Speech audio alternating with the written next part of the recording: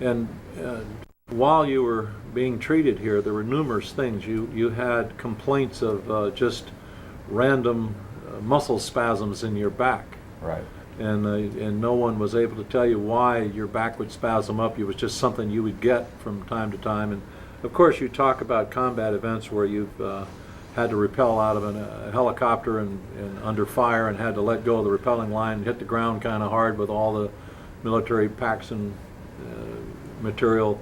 Probably did some trauma, but does it make sense to you that if in your mind, when we tested your balance and we found that instead of you finding midline, you're always off to one side, that your back is always loaded on one side, but right. you weren't aware of it. Right. You didn't become aware of it until we did the little plumb line. We were able to show you in a mirror how off you were. Yeah, absolutely. Compensating. Yeah. Also, sitting in the seat, I'd always sit here at an angle. Yeah. And now it's I'm back upright. Yeah. But for years, I would sit at an angle, and that would put the pressure on the sciatic nerve. That would just always cause me pain. And then, like you said, a combination of the hyperbaric chambers, but coupled with your hands-on and the PT physical therapy together is what has really brought me back to, my earlier days. And were you aware? You report one incident in which you took what size round was that? 7.62. In your chest coming down, and it exploded your bulletproof vest. Yes. And of course, it didn't create any puncture wound or anything, but it fractured your ribs. Yes. But you reported that you couldn't lay on your back and you couldn't sleep because, and as we started looking at it, we found out that your ribs didn't move very well. Right. That the scarring had happened from this tremendous impact. You had described what it was like to get hit like that. Can you tell me again do you remember what you told me? Absolutely. It was like somebody took a post on a string and just hit you straight in the chest and just knocks you back. Just smashed my ribs up. And like you were saying, I couldn't sleep on this side because the ribs stuck out so far and just created so much pain, and it was hard to breathe. So I'd had to adjust and find certain ways to sleep, which created other problems in the back. And yeah.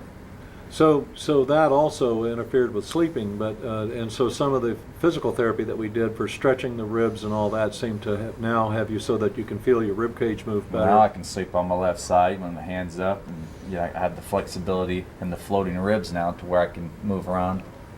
I'm a lot more comfortable. Okay.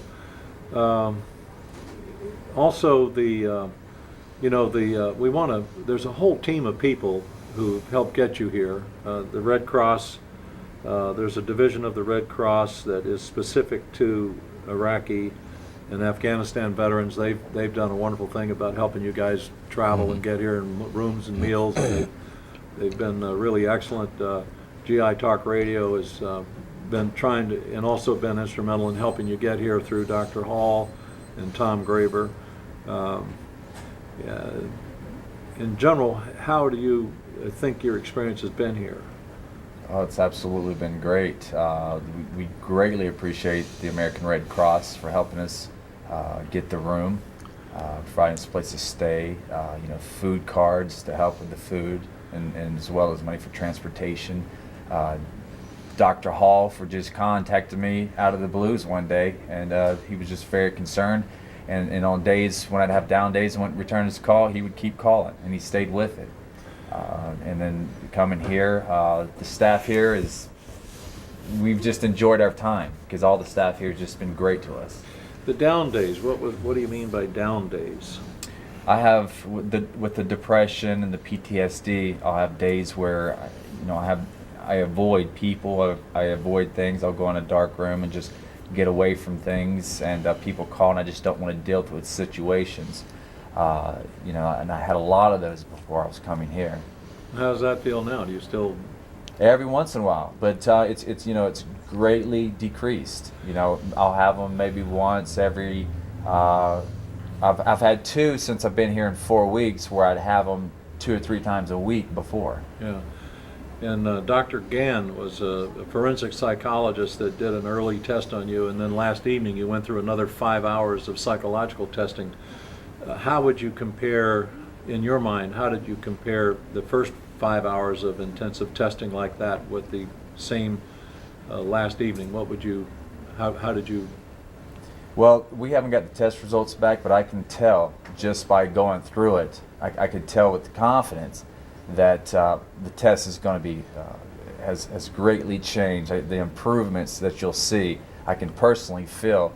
From the first time, it was hard just to answer a few questions dealing with the memory and cognitive skills. Today, I would say on the first half hour of training, I was 100% on everything, which was an amazing improvement. So I didn't feel as bad after I took the 5-hour test before. I was so shot out that I had to call him. It's like I can't even drive back to the hotel room. Yesterday, it was a long test. I was burnt out, but I recovered much faster. And Dr. Maxfield had been instrumental in interpreting the SPECT scans, and you've seen, you're going to get your third one tomorrow, but in the first two that you've seen, he explained to you how your brain had recovered. And did you find that like motivational, that you realized, number one, that you were discharged with no evidence of anything other than PTSD, but when Dr. Maxfield evaluated your first brain scan, SPECT scan, you were diagnosed with severe brain injury. Right. And then the second diagnosis was of moderate.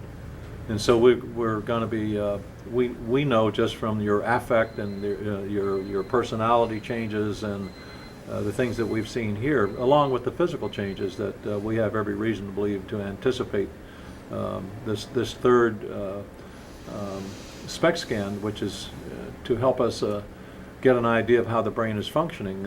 We feel that there should be a real positive outcome with that too. So anyway, there are other, there are people who chipped in, the Hayes Laboratory in Shelby Hayes, with blood samples, and we haven't gotten those reports either. They're looking for biomarkers that might have be indicating something that may be identifiable in the blood. We're waiting on that one, and well, it's been my pleasure to work with you, and I was very highly motivated to get you here. I'm glad that you've enjoyed this progress, and the thing to realize is that you'll probably continue to feel improvement after you leave here, because it's sort of like a snowball rolling downhill. You just don't have the same problems that you had. Just physically, your body's in more normal alignment. The biomechanics of how you walk and how you move, that's got to have an effect on all the muscle spasms and things that you were having, that you didn't understand why, and you were complaining to the military, and they were sort of either they don't have the ability to really, no one ever looked at you and even actually tried to see these problems, which were very obvious to us. So we wish you luck, and it's been a pleasure having you here. Thank you.